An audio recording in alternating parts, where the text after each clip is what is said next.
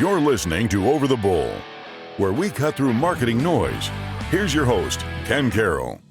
When you're outgunned and feel cheated on this episode of Over the Bull.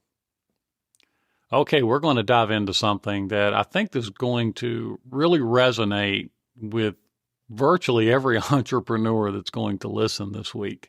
Quick disclaimer, I'm not an attorney and nothing in this episode should be considered legal advice. I'm sharing personal experiences and business lessons from over 20 years in the field. Contracts and laws vary by jurisdiction, so consult a qualified legal professional before making decisions that affect your business. And again, these things come across my desk in my daily operations, and I want to share them with you because you're not alone. After 20 years in business, I've come to a conclusion that most people will not say out loud. If a company across the table is bigger than you, they will win. Not because they're smarter and not because they're more ethical. It's because the system was built that way. Large organizations inherit the incentives of the people who built them. And those incentives are rarely about fairness. Okay, now, really soak that in. They're not about fairness. They're about protection. They're about margin, and they're about leverage. And once a system is optimized for leverage, it doesn't need to be evil in a cartoon sense. It just needs to be legally insulated. That's the shift most small businesses don't understand. See, you may be thinking you're operating in a moral framework as it's objectively understood. They're operating in a contractual one. You think this isn't right.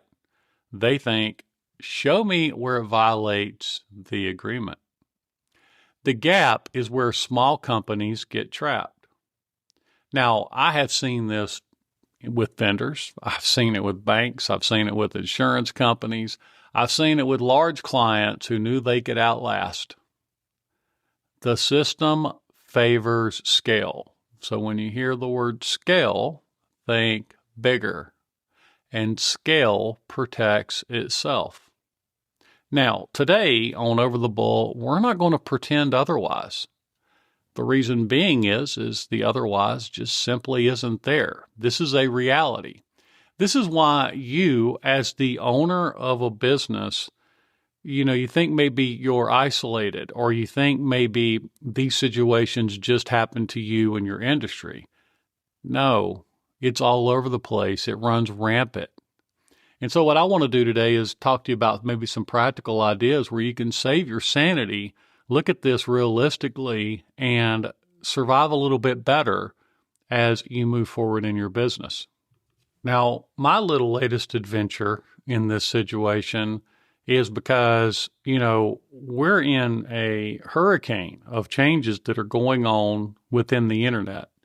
What worked in, a year ago no longer works. The technology is dramatically changing, and these little AI businesses are popping up all over the place who claim they have some great solution. And in reality, they're like a kid with a gun. It's scary what these people are trying to present as though they understand it. They simply don't understand it. I mean, if we look at just the fear factor when it comes to artificial intelligence, just look at Wall Street, where the stocks closed down on Friday after traders focused on which companies might lose in an AI reshaped world. Not just benefit, contributing to the S&P 500, NASDAQ, Dow. This is all over the AP News, as you probably realize. And so to think that artificial intelligence is not going to dramatically cause ripples and that we have to react in our business is really short-sighted. And if I'm reacting to it in my business, you better be reacting to it in your business, which is why we're building a complete infrastructure at Integris where we are trying to address these issues as they come in.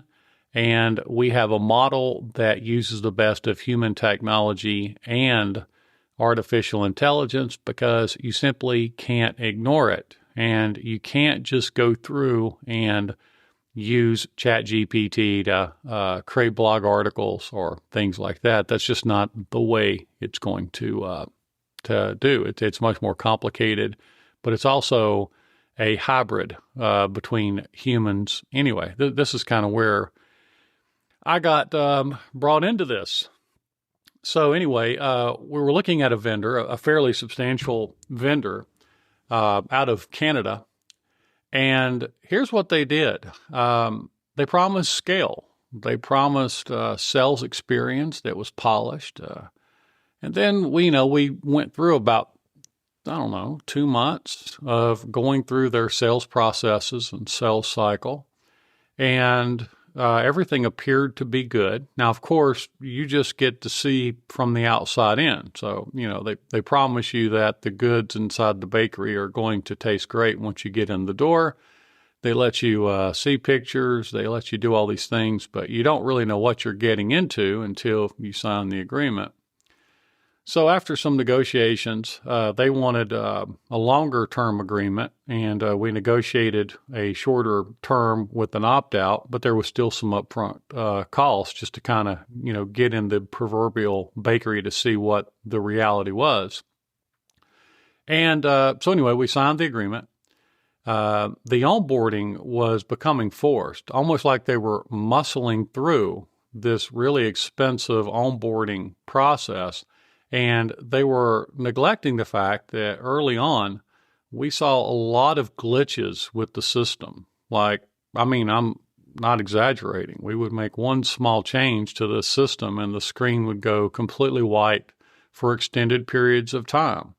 We would click another button and we would get an error code. And this is supposed to be some pretty nice high-end software, but it was incredibly glitchy. Now, early on, I wrote, I couldn't write my rep because my rep had left by the time I signed up. And so then what happened was I wrote the people that were my contacts, and I said, hey, I think I just need to bow out here as a company. And they pulled me into a Google Meet, and they reassured me that I can opt out, but they wanted me to keep pushing through. They were going to fix all the glitches, and everything was going to be good, and all these other agencies are using them, and they're all really happy, so it's just a one-off. I bet you never heard that one before, have you? Come on. You know as well as I do. I'm not the only one. You're not the only one. It's an isolation technique. So anyway, they told me they would get it fixed. It didn't get fixed, still problems, and we had made an agreement that we weren't going to mix this really pricey onboarding with troubleshooting as we go. They kept trying to do that, and then ultimately I just said uncle and said, hey guys, I need to move on. It's just not good for our company to have software that has this many bugs to it, because it would just equal an inordinate amount of support, and it would hurt our reputation as a company. Now, what was interesting was when I met the first time and wanted to get out really early, they were receptive in the Google Meet and said, hey, these things are going on, all those excuses. But then when I finally pulled the plug, by the way, we're talking a few weeks here. We're not talking a long period of time. And when I finally decided to pull the plug, the story changed. Now they started referring to the contract. Now they started referring to the words of the agreement, and they forgot what was going on in the meet, and they seemed to have forgotten all the emails regarding the glitches and all the problems we were having with their system. And so there was some conversations pursuant to that. They did admit in an email response about the bugs and the glitches in their system, and we also were able to confirm we did not complete. However, they would not operate on what I would consider basically good business practices from my perspective. So anyway, I don't know if you've ever experienced anything like that. Well, actually, I'm being a little bit facetious here. I know you have. I know you've been in situations where you've gone through something maybe a little bit different, maybe with the vendor, maybe with someone else. Maybe you're dealing with people you thought were on your team, your bank, your insurance company, people like that. And then you find out that after you've made all your payments diligently and you actually need them to help you out through a situation, they seem to have gone MIA. Situations like this help you realize something truly uncomfortable. When you're smaller, you don't get ethics, you get leverage. Now, luckily, I did negotiate early on where we could opt out either party without any rationale, anything, so I marginalized my losses. Now, when you look at something like this, you're going to have to come up with an idea of how to function within business, because there are two systems at work here. There are moral ethics, which is what most small businesses tend to operate under, and then there are legal ethics. Now, these are not the same thing. Big companies, they're going to operate on legal minimum viability. Small business operate on relational trust. Now, this is where the mismatch is. And if you don't understand it, then you are going to have a lot of frustration in your business life. And so the idea is, how do you get out of it? Now, in our situation, because we deal with so much technology and so much everything, we heavily negotiate the contracts, and I'm constantly learning. After 20 years, I'm still figuring out different ways I'm going to navigate the seas. But one thing that I do is I go into it with a certain understanding, and I also am prepared for certain contingencies as well. So I kind of want to share those with you. Now, the other thing I want to do is let you know you're not alone. Okay, if you're morally or ethically right in a situation, but you still lose, that's the game. It's not about who's morally right. The system does not care about morals or ethics. Now, that's hard, because when you're dealing with another small business, or you're dealing with someone who is still operating on this idea that there is objective right and wrongs, then those relationships are going to be significantly different than those who do not operate on that scale. Now, of course, there's also situations where, people have very distorted views and they just have certain concepts that just don't exist in the world. So, you got all these things when you're dealing with it. So I've got this idea that I call the Venus flytrap concept. Now, this is kind of how I see it working with these situations. Now, there are certain things I don't like. Okay, so as I was going through this and doing research, I saw some stuff that just infuriated me. I don't know any other way to put it. But one of those things is like the word asymmetric. Like, what it means is that you're not on a fair playing field, or calculated losses. And then they would say, well, the losses are actually a victory because she got out. No, not really. I mean, if you go into a situation with $10 and you come out with $5 because you didn't get what you were supposed to get, that's a loss. It's just a loss. It's not a calculated loss. It's not a strategic loss. It's a loss. And unfortunately, in business, you're going to have to deal with a loss. It just happens. So anyway, let's talk about the different phases of this Venus flytrap situation. So phase one is attraction. Companies offer big promises, dedicated reps, fast responses. You'll have full support. They paint a picture of exactly what you need, what you're going to get. And they use things like cartoons and certain branding and humor and friendliness. They'll use what we call FOMO, fear of missing out, scarcity language, act now, those kind of things. And you don't want to miss this opportunity. It's a limited time offer. We're going to give you this, and we're going to give you that if you sign up today. And so the idea is, this is the Venus flytrap. This is where the Venus flytrap is open. This is where the insect smells the scents. It's where it's attracted to it, and you're the insect, unfortunately, and I'm the insect, sometimes. And so now we have containment. The contract terms get activated, supports routed through tickets, delayed responses. Then you start getting policy language.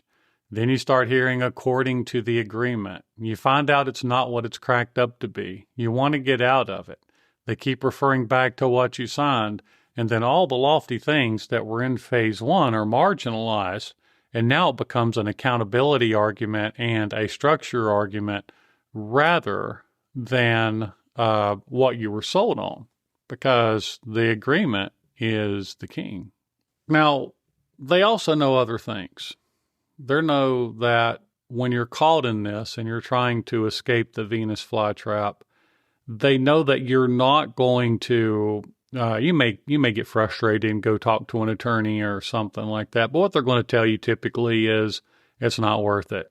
I mean, by the time you go through, you spend all your fees, and if you're stuck in the legalese, you're going to lose. And then you're fighting on, if you read The Art of War, you're fighting on an unfair terrain. You're fighting on a terrain that is not recognized by the legal system, even though you may be morally and ethically correct. And they're fighting on this legal situation that they've collapsed around you like the jaws of a Venus flytrap, and you are stuck. Now, here's the thing to say here. They're optimized for margin protection. They're not optimized for your success. They don't care about your success. I mean, the reality is these guys, these businesses and these people who are larger than you, they know how to play the game. They know where you're going to be able to fight back and where you're not fighting back. And in most cases, you are going to be absolutely outmanned and outgunned, and you're going to lose. And if you're not careful, you're going to have a habit of continual losses, which is going to make you even more frustrated. So what do? Well, you have to exist in the business world if you're going to work in business. And even as an individual, you're going to deal with organizations that are going to get you to try to sign up to contracts and agreements. And again, once you do that, you've entered their world. Those agreements are not designed for you and your protection. They're designed for them and their leverage. And of course, to insulate them as legally as much as possible. And of course, you would be outmanned and outgunned in most cases if you were to try to proceed further, which is why good legal counsel in a lot of those cases are going to say, hey, it's not worth the fight. You probably have gotten the speech where, hey, I get you. I hear you. I know what you're saying, but it don't matter.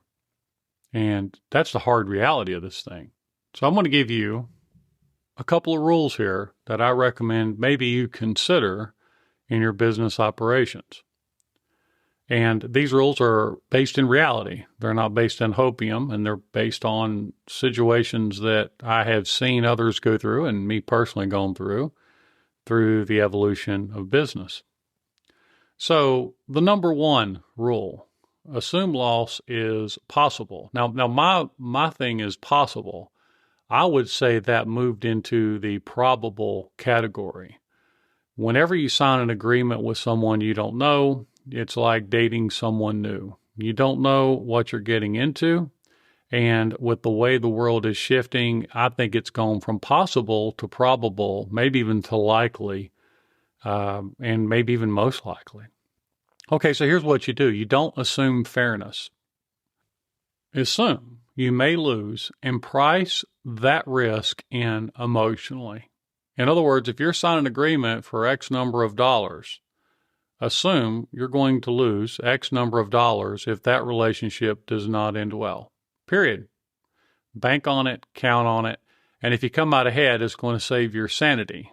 And if you come out on the back end and you lose, then you understand that you've lost that that money, that resource that you were counting on being accessible to you. And so when I negotiated that contract, I put in certain things that I wanted to be added.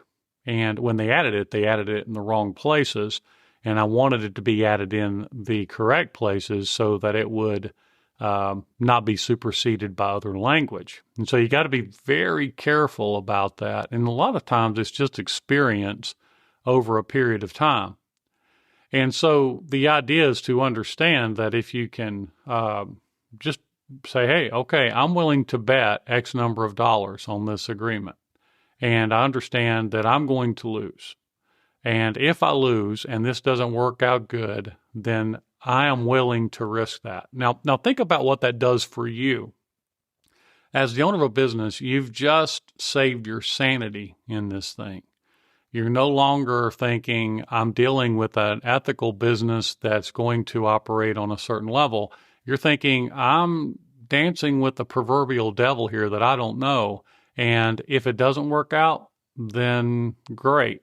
I understand the risk that I'm taking. And that's also going to make you more cautious about entering and signing agreements, because if you realize you may be handing something out and not getting anything in return, or getting a very shoddy job of what you thought you were going to get, and then that is protected by the legal system, then you're going to be much more careful about what you sign. You're not going to make that presumption. All right, number 2. Ethics and contracts are completely different worlds. If it's not in writing, it doesn't exist. Now, the reason I told you about the Google Meet was I knew that would not be applicable. I understand that whatever they said verbally is not going to supersede the language in that agreement. I get it. Now, there are other recourses, because I've got a lot of communications that are in writing and email, and they didn't fulfill their obligations in a legal sense, to the best of my knowledge.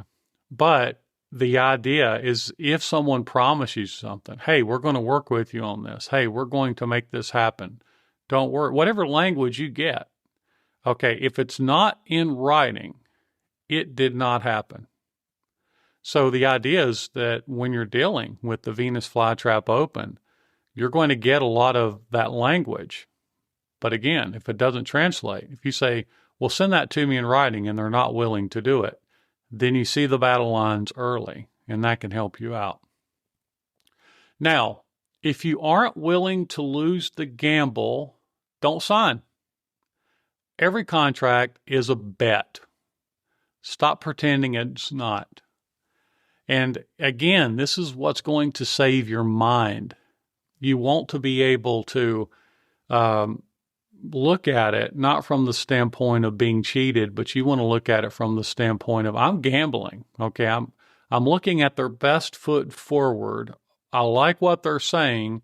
I think it's worth gambling this money to see if that's true. Now, the next one is the 90-day exit rule. If they don't give you a clean opt-out, that's an early warning. Okay, so this is a challenge, okay, because sometimes we do have terms with our agreements because we want to know that the business is serious with us.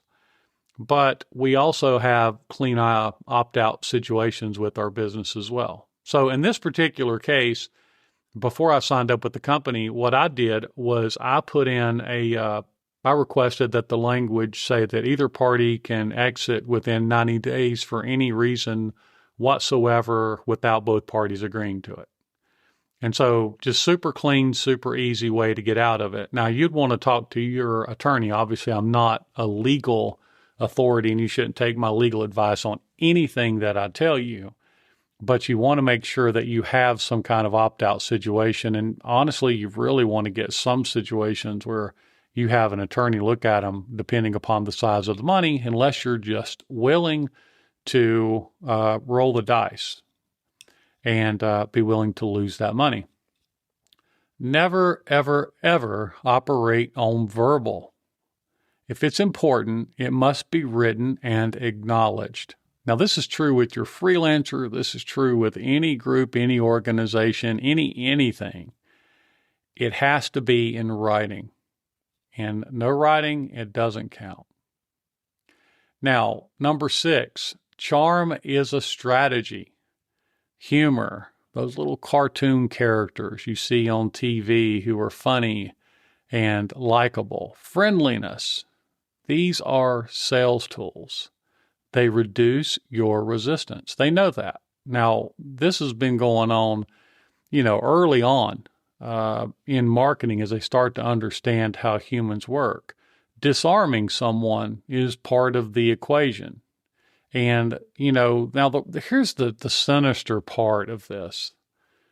There are people that operate on the up and up, and they operate on objective ethics, and they also work within the legal framework, and they combine the both, and they understand both.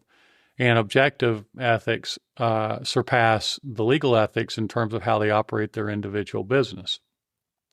But here's the thing.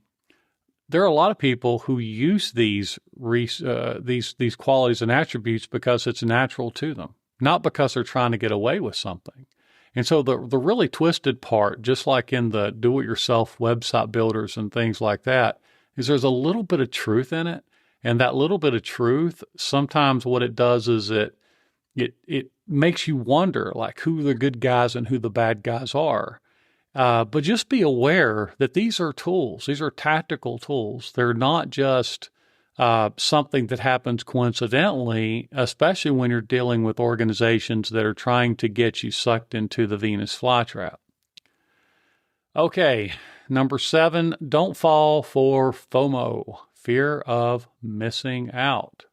Urgency is leverage for these guys. So if they're offering you something to make you think that if you don't act now, if you don't act quick, they've got limitations, blah, blah, blah. Be careful. That's a tactic. Now, sometimes it's real, but a lot of times it can be a tactic. Big clients will have structural leverage over you. That's a nice way to say they're likely to win. They can delay payment. They can renegotiate. They can replace you. Prepare for it. Be ready for it. I heard somebody that a long time ago, they said, never let one person be over a certain percentage. Never let one entity be a certain percentage of your business income. Because once they hit a certain percentage, then they own you. And now they can come back and start manipulating the situation if they choose to do so in their own best interest.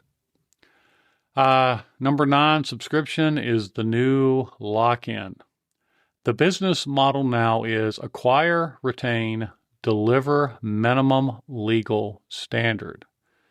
This is not conspiracy. That's optimization. That's how they think.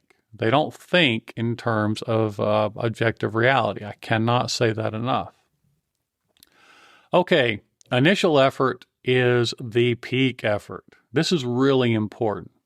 Okay, in my case, I saw onboarding chaotic. Right out of the gate. I saw a dramatic shift from the day I signed the paperwork. I saw the characters I was involved in changing. I saw the situation changing. I saw the glitches in their system. I saw where I was making a request and not getting a response for 7 days. I saw their efforts to try to consume my time without offering me solutions. I saw it. Okay, now I saw this within literally days after signing up with them. Now, if you look at that, we can say, okay, that's the reality after the agreement. After the sunshine, after the dates, and after the infatuation, this is what the real relationship is. Now, their first 30 days are likely going to be their best behavior. Just like, any relationship. The first parts are going to be as good as it gets. And everything after that's going to get worse. You're not going to change them. They're not going to change you. That relationship is exactly what it is. Now, here's the hard part to this thing. Not becoming jaded. Not becoming like them. That's the challenge. You don't want to become the monster that you don't like. And this is sometimes hard because when you're dealing with situations like this, you often think, okay, now I've got to get my guard up and I've got to become this and I've got to become that. And then what you can become is a piece of the monster or a clone of the monster that you don't like. And then you become just as, I don't know the word for it, filling your own blank there. I knew the word I wanted to use, but I'm not going to use it. You become that. And you don't want to become that. And so the idea is you do want to operate with integrity, and you want to operate on a level. And what's great is a lot of businesses do operate on that level. Now, I can also tell you that I have some really big clients, big clients, and they operate on an ultra ethical level. I do want to tell you that I've seen no sign they're not completely ethical and honorable. And so to some extent, it's not necessarily that even the big boys play by those rules. And so what does that tell you? It tells you that as you grow and as you do things, you can still operate on an ethical basis and still insulate yourself because you have to, because there are some people out there that are just absolutely bonkers in how they operate, and you don't want to become susceptible to them, but it doesn't mean that you have to become this beast in which probably has frustrated most of you. Okay, so here's a couple things. And one more concept. Let's throw this out. I don't like the term of a calculated loss equals a win. I don't like that. A loss is a loss. I mean, it doesn't matter if you lose by 3 points or lose by 10 touchdowns. You lost. But here's the thing. These big companies, a lot of them, they're built for churn and burn. And so what that means is they're built for your coming on and exiting. Their budget is built for dissatisfaction.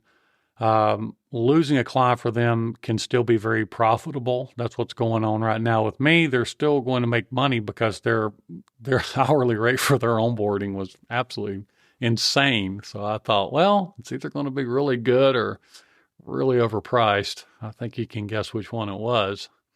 So the calculated loss is still a loss. It's just absorbed. Now, here's the thing. You don't have the luxury of a lot of calculated losses. Here's what you need to do, in my opinion, is you need to incorporate the 10 steps here and be prepared to lose. Be prepared, have a certain amount of money set aside where you go, I'm going to invest in this, understanding that it may likely not turn out well for me. Now, if you can turn the corner on that, you're going to save your sanity. You're going to be able to operate on a better level, and you're going to be able to operate predictably, even though their systems are designed to not deliver what they say they're going to deliver in an ethical fashion as you perceive the word ethical is, because the definitions between objective morality and legal morality are simply, just vastly different than the way that you may perceive them. And so that's kind of what we do. So I thought it was interesting, as I was going into it, I realized that I needed to make sure that the language wouldn't lock me in, for a long period of time. Could you imagine signing up with that company for a year and having to deal with that for a year and then legally be obligated to pay them for a year because the written word was that? I mean, could you imagine the frustration that would have built trying to get out of that? How much time, effort, resources, energy, time away from my family, all of that stuff. Now, get your in, get your out, get it in writing, expect the losses, move forward, but don't become those at the same time. I do believe that there's a space where you can merge those two concepts together and still protect yourself from those people who are not operating on an ethical and they are looking for some way to take advantage. And so those are the challenges as a business. And I think where I want to leave this is you're not alone. A lot of people think that it's just happening to them. You're not alone. This happens every day, all the time. And it doesn't matter if you're the individual consumer or you're the small business dealing with big business things. If you've gone through this, the idea of this divide and conquer concept, it's kind of there. I mean, you look at this company that I'm talking about, supposedly they have countless agencies that they work with. And you go into it and you go, okay, I have this glitch, this bug, this don't work, that don't work, this don't work. And then logically you go, well, how come it works for all these other people? Same thing with the do-it-yourself website builders.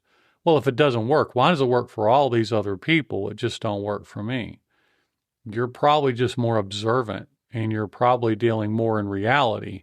And the idea is that the tolerance for some people who get so tangled up in the spider web of some of these products, they simply can't get out. I mean, once you get so involved with the company, moving from one place to the next is just very difficult. So sometimes their tolerance for pain actually takes higher precedence over their frustration and their what they're not getting on a regular basis. So I think that if you can use this premise or principle, not premise, if you can use this principle and these concepts in order to navigate in business, I think your sanity is going to be better. But more importantly, if you work from this and you go in with that understanding, I think you're going to be much more careful about those agreements that you sign, knowing that you may literally be giving away your money for nothing, or even worse, giving away your money, and then after that, giving away your resources, time and energy on top of giving the money for nothing in order to even try to get out of it reasonably, or having to send information or do all these other things. So anyway, guys, I hope this does help you out. And I do hope that this helps guide your business as you move forward. I know this isn't about marketing, but this was high on my radar this week. And I think this message is for some of you out there because, okay, so no joke. Let me finish with this. As I was building this and creating this outline, I was using, AI to kind of help, construct it. And one thing I said, hey, I really think this is a big deal. And it came back and it said, hold on a minute. What you're teaching is fatalism, meaning that you're going to lose no matter what. And it says you're going to enrage or really bring up the emotions in a lot of entrepreneurs, but at the same time, you may hurt your credibility because when you bring it up like that without solutions, then it becomes where you're like going to a wine fest, or, you're just crying about something or just complaining about something rather than offering solutions. And I thought that is so interesting that AI knows that a lot of small entrepreneurs go through this and have this frustration, and that, you have this and you're going through it, but yet at the same time, it almost acted like it didn't want me to acknowledge it. And I thought that was really interesting. That means that there's a lot of people out there who are going through this. And so I was even more compelled after seeing some of the data points that this needs to get out. You need to understand that you're not alone, that this battle is real and this war is real, and your potential for losses are very, very real. And you should look at that extremely soberly as you move forward in business, because it is going to save your sanity. It's going to save your skepticism. It's going to save so many things over and beyond money, because, I think as humans, I think we expect a certain thing. And, when I was looking at this a little bit deeper, when I talk about objective morals versus what is legal, what I found interesting was that the words may be used, but those words are under different definitions. So, if you look at it very fundamentally, like, for example, if every time that I said the color black, but I was really meaning the color red, you would see how confusing the conversations would be, and then how unstable the conversations would be in that case. Well, the definitions appear to shift within certain context, which even makes the whole thing more confusing. Now, again, I'm not a legal professional. I don't offer legal advice. This is not intended in any way for legal advice. This is intended to show you how I navigate the landscape, and having a good attorney to review contracts, to offer suggestions, to recommend what you do and don't do would be absolutely beneficial. I know sometimes that's not practical, and they know that. Unfortunately, they do know that's the case. So that's why I'm saying just be prepared for worst case scenario as you navigate these seas. Until next time, this is Over the Bull. This podcast is for informational and entertainment purposes only. I am not providing legal, financial, or professional advice. Any business decisions you make should be done in consultation with licensed professionals appropriate to your situation. Thanks for tuning in to Over the Bull, brought to you by Integris Design, a full-service design and marketing agency out of Asheville, North Carolina. Until next time.